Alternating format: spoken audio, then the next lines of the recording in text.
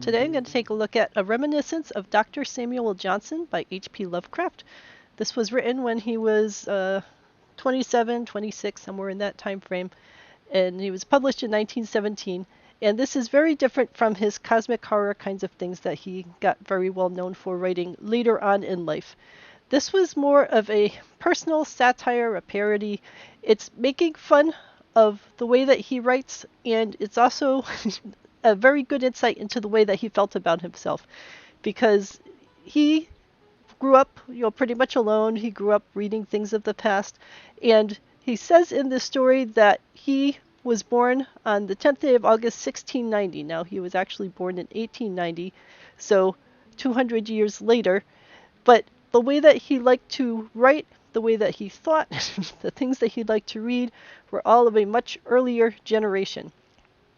And in essence, what he's doing is he's writing a time travel fantasy fiction where he lived during those 1690s, 1700s, and got to meet all sorts of people that he thinks are Renaissance man kinds of characters. And he gets to imagine how they would talk to him and how they would talk to each other and what they would look like and everything else. So we, in current times, will look at this and hear these references to Mr. Addison and Dr. Swift and Dr. Johnson, and maybe a number of people don't know who all these people are, but to Lovecraft, these were amazing people, and hopefully most people know who Dr. Samuel Johnson was. He was definitely one of those top Renaissance men, very well respected, great history. He's worth reading about if you don't know about him. But he's just one of the many characters that Lovecraft is talking about in here, and he talks about the way they relate to each other. I mean, I just, out of random curiosity, grabbed one of them, which was Thomas Percy. And there was all sorts of things going back and forth between Thomas Percy and Samuel Johnson was teasing Percy about the ballads he was creating. So all of these characters, real people, had all sorts of interactions with each other. And these are the types of things that Lovecraft would have known about, because he grew up sort of stuck on his own and reading things from an ancient library. And he loved this world. So to us in current times, we might look at these and say, well, who are all these random people that he's referring to, and why do they even matter? To Lovecraft, these were the cool people, the writers that he would have loved to have spent his life with, because he was lonely, and talking with them and having all sorts of witty conversations with them. So it might be like, I grew up loving Tolkien, and Tolkien was clearly many decades earlier than my own timeline. But I grew up liking Tolkien and liking C.S. Lewis and those kinds of people. And it would be like me creating some sort of a fiction world where if I was a lonely teenager saying, oh, wouldn't it be cool if I lived in the time of Tolkien and Lewis, and we all got to go out together to restaurants and talk about trolls and Trollocs and all sorts of other things and have fun discussing things that I really enjoy discussing. So it's that same sort of mentality here. But if someone is in current times and they don't know who Tolkien and Lewis are, they could find it really tedious if I wrote out my fan fiction of how I would be enjoying my time with them. So I think a key message to take from this is that it's not meant to be a story. It's meant to be him having fun describing characters that he really wishes that he could have talked with, imagining that he was in earlier time.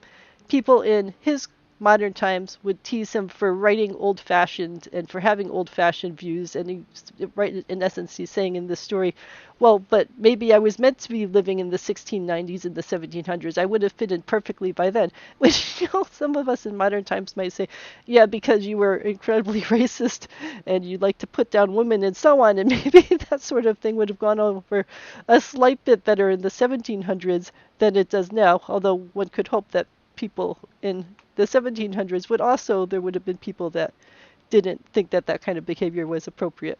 But, people looking back at time always often tend to imagine that the times that they wish they lived in would be somehow much better than the times they are currently stuck in, and just sort of ignore the things that would be awful, like people who want to live in medieval times and forget about all the dysentery and other kinds of problems that they had back then. Yes, you are a very good kitty. Thank you so much.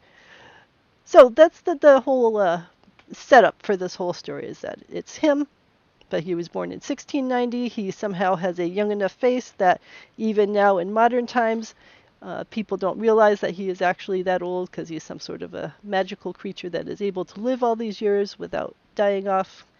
And then he says at the end that he is an old man now and he's easily fatigued, and he tends to ramble on about different topics, and he wants his afternoon nap. So, not really about cosmic horror, not really about dark and shadowy characters, but more a reflection of what Lovecraft was as a person at the time, that he was feeling like he was out of his proper time period, that he really wished that he lived in an earlier time period and got to hang out with all of these writers who he thought were really neat, instead of the current writers who clearly didn't appreciate him and were critical of him and always harassing him for the way that he felt about things. So that is my take on the reminiscence of Dr. Samuel Lovecraft. I recognized most of the names. There's some in here that I didn't recognize, and to be honest, I just I'm not interested enough to go digging up every single reference and figure out who every single person is. It's enough for me to know that Lovecraft appreciated these people and that this was part of his journey into becoming an author who focused on cosmic horror and more of those kinds of shadowy worlds. So let me know your thoughts on this, and we will go on to the kinds of stories that I enjoy more from him, which tend to involve the cosmic horror stuff. All right, let me know if you have any comments or questions.